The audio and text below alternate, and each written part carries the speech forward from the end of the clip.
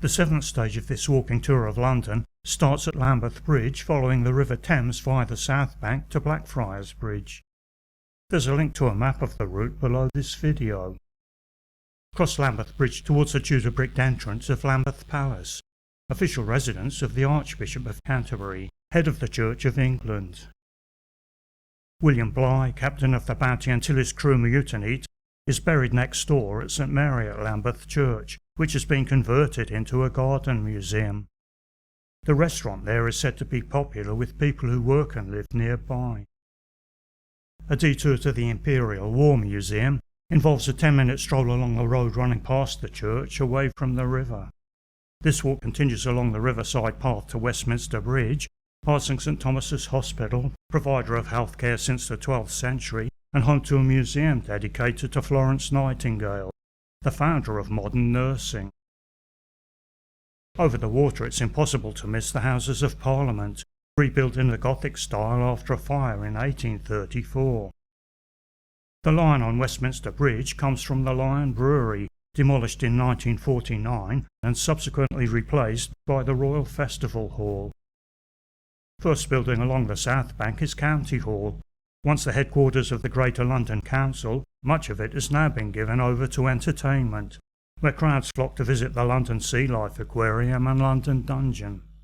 Riverside, London Eye, formerly the city's highest viewing point, rotates about once every 30 minutes. At ground level, the Ministry of Defence and Whitehall Court buildings dominate the far bank.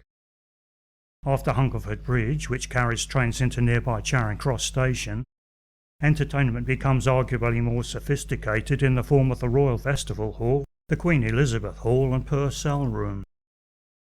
Their brutalist architectural style was often preferred by governmental bodies because of lower construction costs.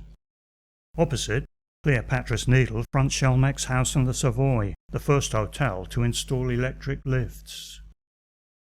Detour onto Waterloo Bridge, where views of the city are reckoned to be the best from ground level, before continuing past the National Theatre and London Television Centre, where many of the company's programmes are produced.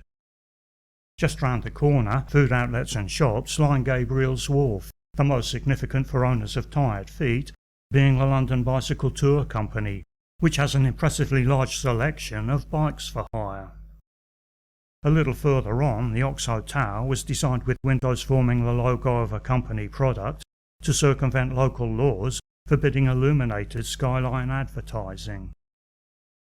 After thoughtfully named Sea Container's House, take the steps by the Doggett Coat and Badge pub, named after the world's oldest rowing race, onto Blackfriars Bridge. Running parallel, Blackfriars Station also spans the river. The next stage of this walking tour of London returns along the Victoria Embankment before turning inland at the Houses of Parliament towards Buckingham Palace. Click the link to see the video.